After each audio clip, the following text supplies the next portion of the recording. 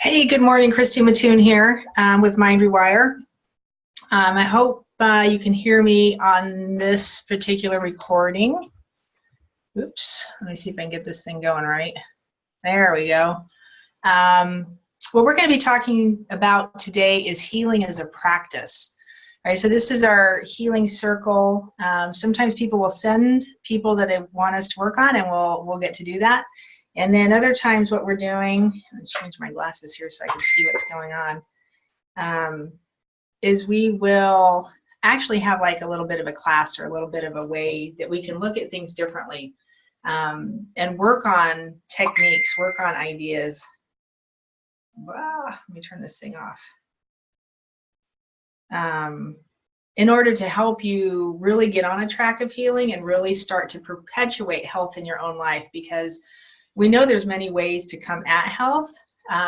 Sometimes the difference is literally locked in your subconscious mind. Sometimes the difference lies in finding those triggers and those things that are actively putting cortisol or putting adrenaline, putting those lower chemicals into your body that are causing you to stay in actions and reactions inside your own physical body that drive ill health. So because we know that cortisol is actually one of the chemicals that they attribute to heart disease, belly fat, right? The whole list of things. If your belly is that distended and that bloated, you've probably got leaky gut going on, right? The list is just endless, and it just snowballs from there. They're saying right now the underlying result of inflammation is every disease. So if you can take care of your inflammation, then you should be able to handle the disease process better, which is an interesting thought. So most people come at it from diet. Most people will start the process by coming at it from this diet or that diet, especially if you have a known autoimmune disease. We take the idea of the autoimmune disease, and it's this huge blown out, like you've got this, you've got diabetes, you've got Hashimoto's, you've got MS, you've got cancer, you've got, right? And it goes into multiple different areas. Asthma, I'm trying to think, Crohn's disease, right? I mean, the list is endless of all the things that we have. Fibromyalgia, I think it falls all pretty much under that same spectrum. Once you've got the inflammation in your system, the weakest link is what's going to take the hit, right? So the weakest link in your body, that could be multiple things for some of us. So for me, it was a bone in my foot, oddly enough, took a huge hit, which made my whole muscular system take a hit. My thyroid took a hit. My body weight went absolutely insane. And to this day, I still have to do repeated cleanses and fasting in order to help keep my gut under control and help keep it healthy and going the direction that I want it to.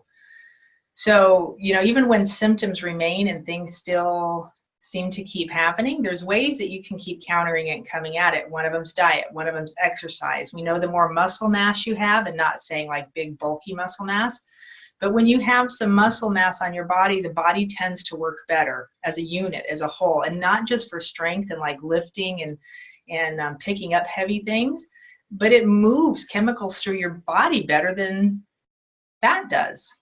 Right? Muscle moves things through your system, the chemicals, the oxygen, the blood.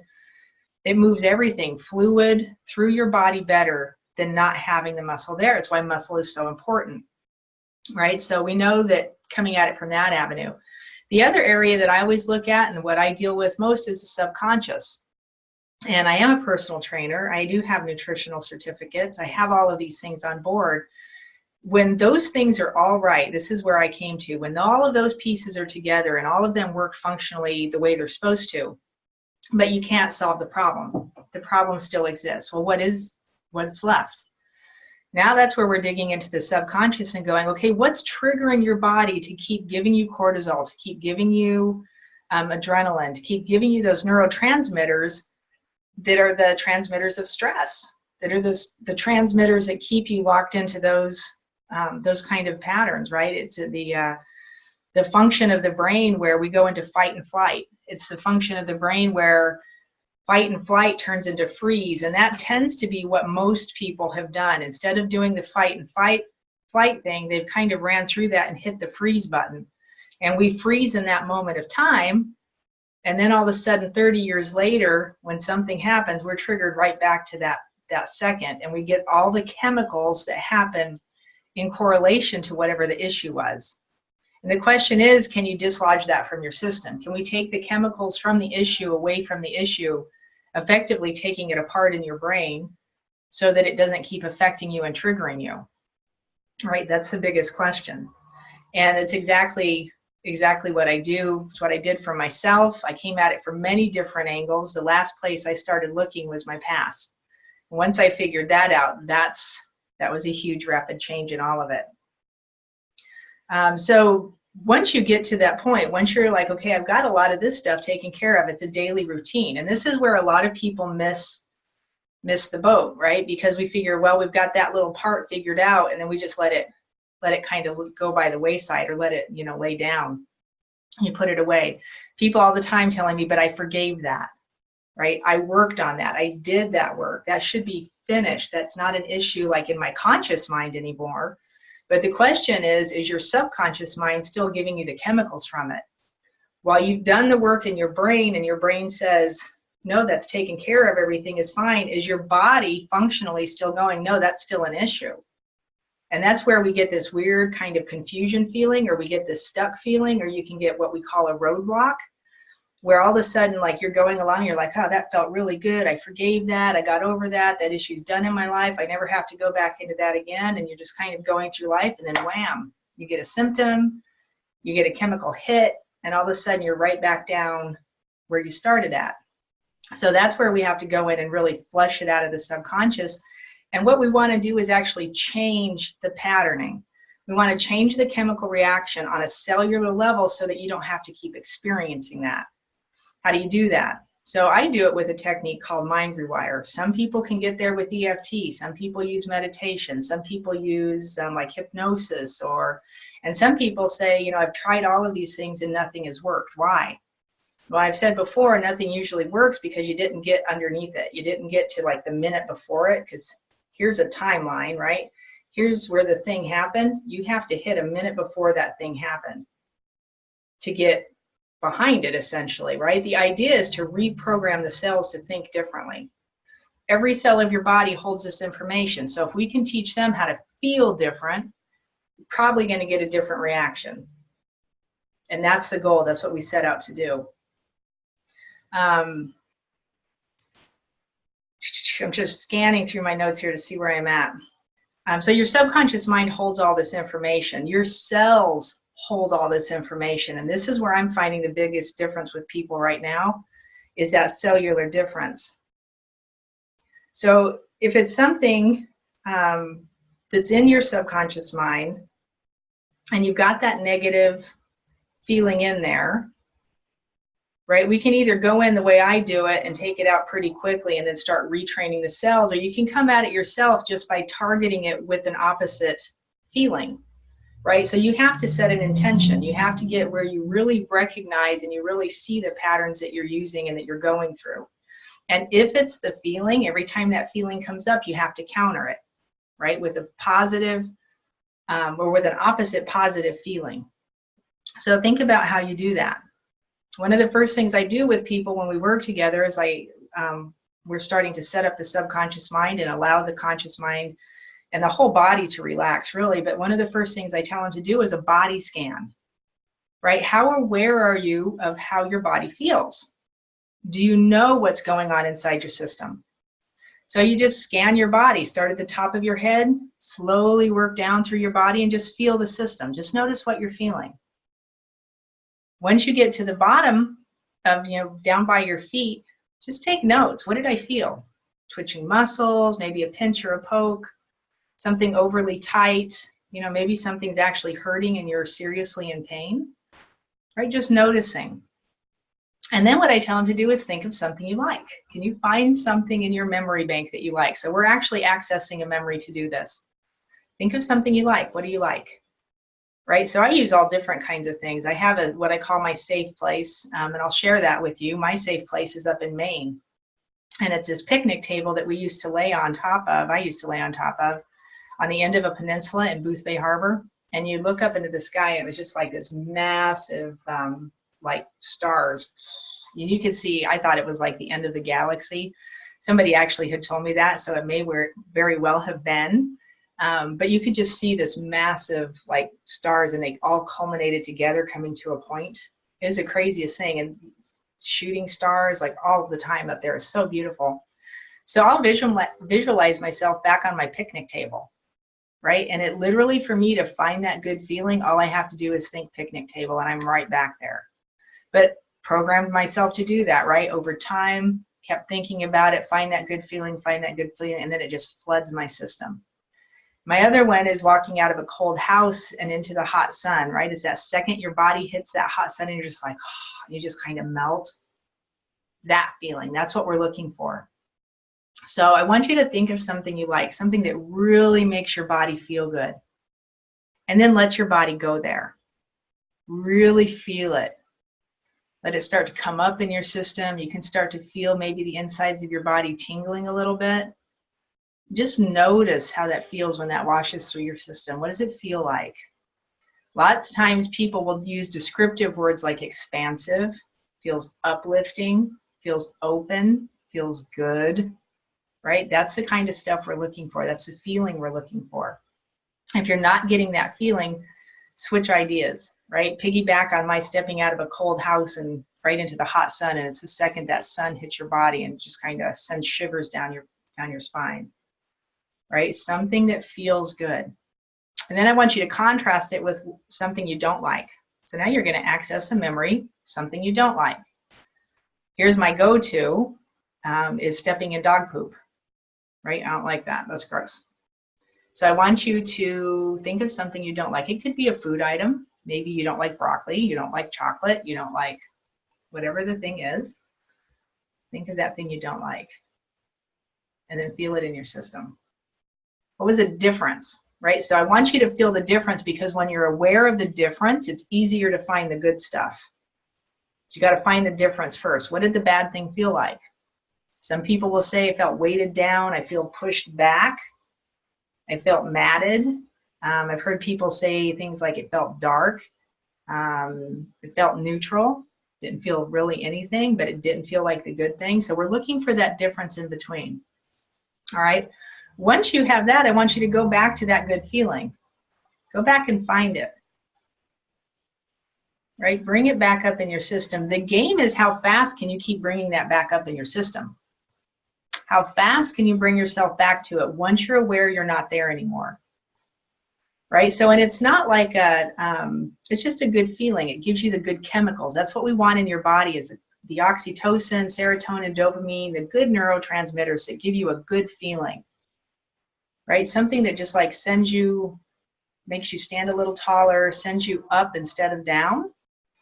So in the moment when you notice you're not feeling well, when you notice something isn't going right in your body, and I'll go through some of my triggers so you'll know what I'm talking about in a second, but when you notice that, you go to this good feeling. This is a good way to set up your day, right? So a lot of times, and people have their own little like routines or modalities they do to set up their day. Here's a good way to set up your day. You can just even add this at the top of the list, do this first, and then do everything else you do, right? With this good feeling inside your body, you're going to do your gratitude statements. You're going to do your journaling. You're going to do, maybe it's drinking a huge glass of water while you've got this good feeling inside your body. Hydrate your body. You're going to do maybe you're going to get on the floor and do some stretches, do some yoga, do some, some light little workout or something, whatever your morning routine is, right? Write in your journal. I think I said journaling.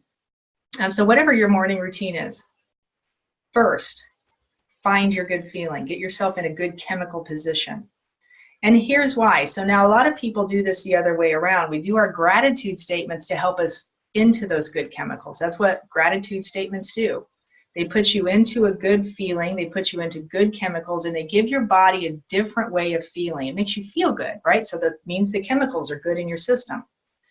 If you put the good chemicals first and then do your gratitude statements, it's like a double whammy, right? You get that big chunk in there. You get a bigger piece of the pie. And it'll actually amplify your gratitude statements. It'll make them feel more expansive. And it actually might bring stuff faster to you, whatever it is you're being grateful for, especially if it's something that you're being grateful for in the future that hasn't even happened yet. Right? So when you start using gratitude that way, what comes from that?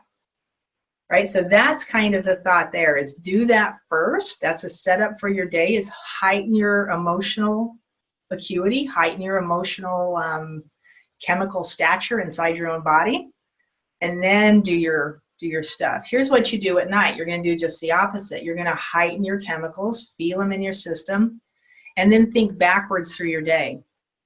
Now, I add more stuff to it when I do it, and it's a little more pieces and parts, but basically it's the same idea.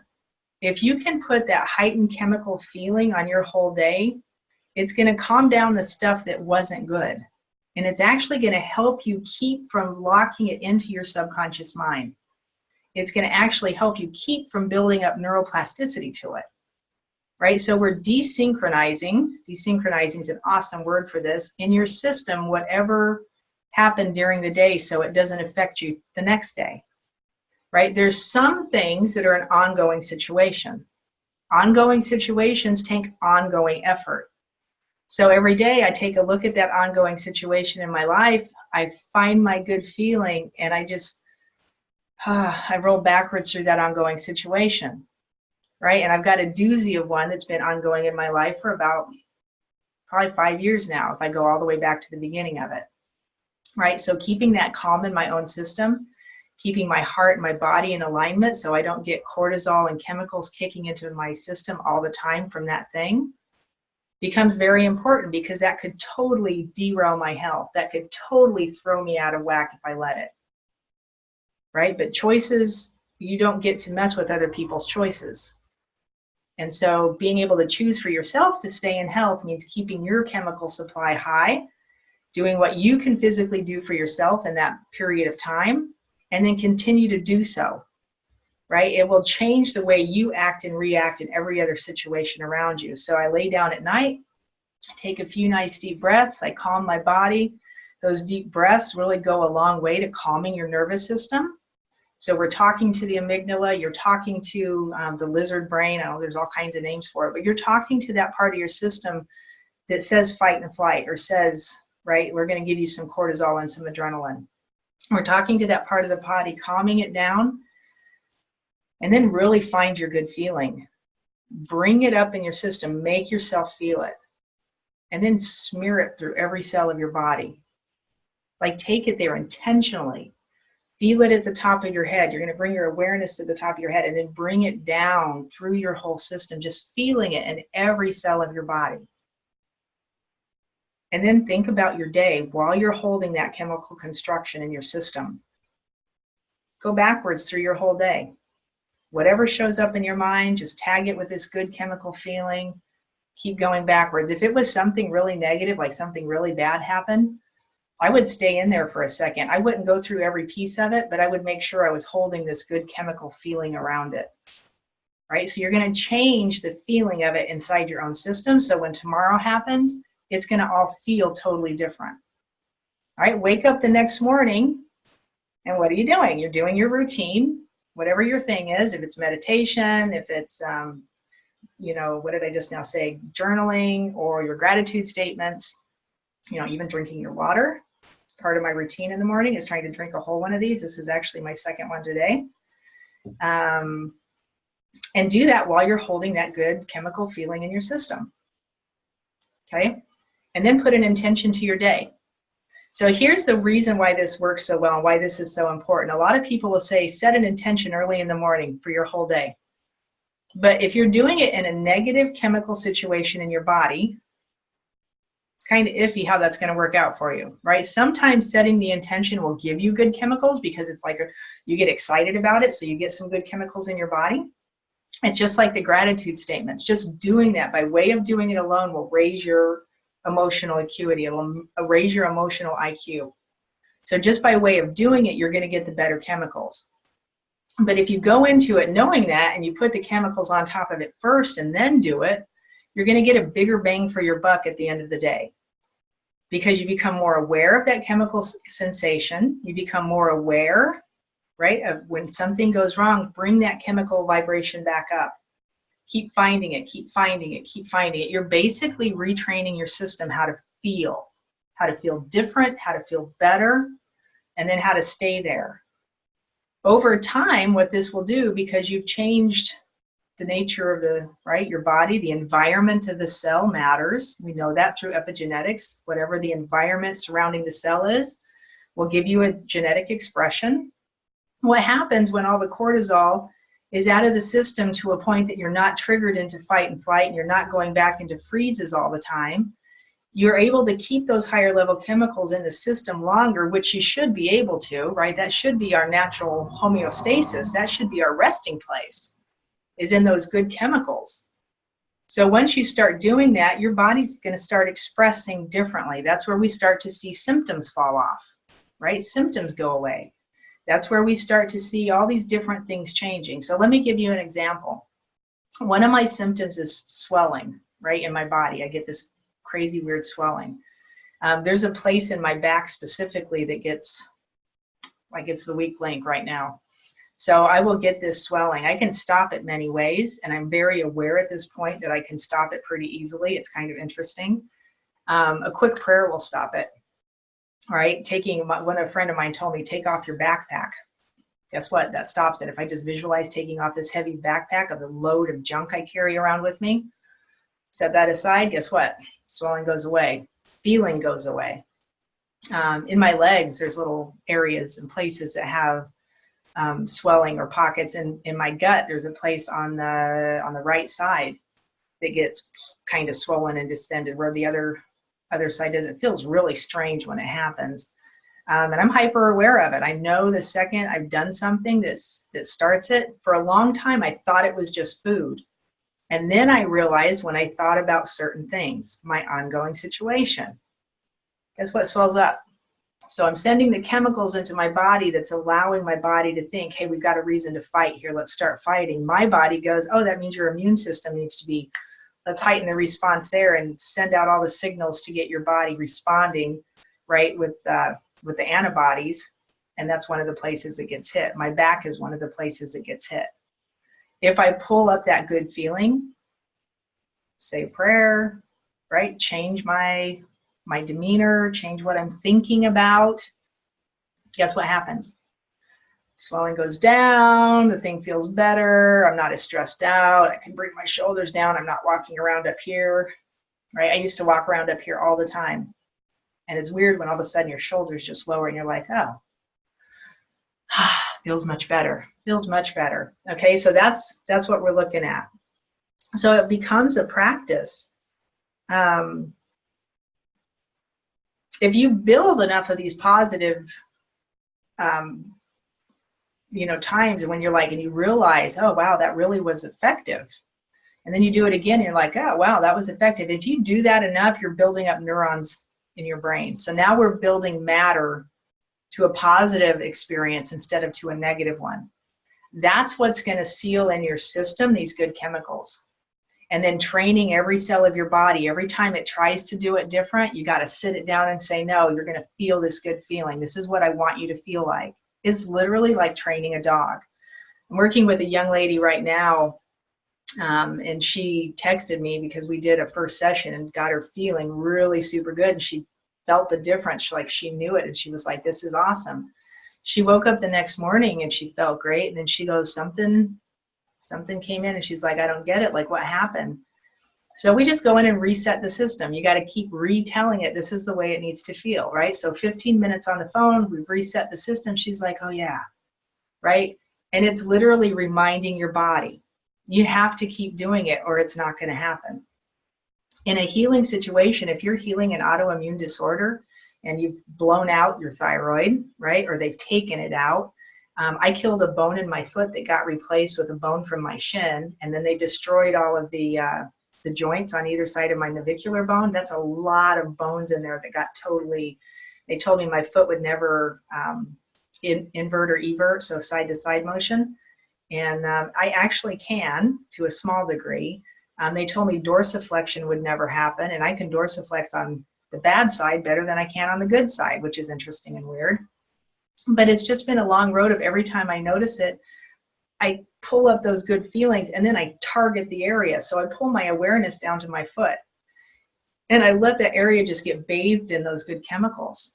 Same thing with my thyroid. If I notice this is starting to, have a reaction or give me some kind of weird output, and with thyroid, if you're a thyroid person, because your hair gets weird, your skin gets weird, there's so many different symptoms to thyroid, but right? When it starts going funky, I'll target it with good chemicals. I'll literally pull up that high, big feeling as big as I can in my system and really get everything to tingling in my body. You'll really feel it inside your brain. And then I target it straight into my thyroid. I target right into that area. All right, it's a game that you just kind of play. You got to try it to figure it out. Does it work for you? I'm going to go ahead and jump off here. I'm not sure how long I've been up here yakking, but it's about 30 minutes. So I hope that explains that pretty well. Healing is a practice. Healing is, it didn't take a minute for you to get to this point, but you can certainly heal it faster than it had, the sickness came to you or whatever, the disease came to you. I think if you get the chemical situation right in your body and really target those things, it can happen way faster than you might believe. That's where the spontaneous healing comes from, right? Those spontaneous healing events that we're hearing about a lot lately. I don't know, over time, right? You hear about them all the time, but I think that's what that comes from, is getting everything right in the system. When, I clearly have my cross and my star on here, so I'm a believer. And I believe when God touches you, that healing is an instant thing. But I also know that it says in the Bible, go heal. He said, you go do it, right? He put mechanisms inside our system to allow that to happen naturally. And that's what I'm trying to tap into, is that natural mechanism inside this physical body that says, here, heal that, right? Can you do it? I think you can. I really do, but it takes practice and it takes consistency. And I think when you get the right mechanism, it trips the trigger. And what we're doing on a physiological level is you're really flipping the switch on whatever that gene was that caused the issue to start with. You're setting the genes back to the blueprint, back to the original. This is the way this thing is supposed to be working. All right, so anyway, that's my 2 cents on all of that. I love you all. Blessings and peace. Thank you for being here, and I hope to be doing this again soon. And actually, this healing circle occurs on my channel. I'm going to post this on YouTube too. So this occurs on my channel in Mighty Works. It's called Mind Rewire, Subconscious Change.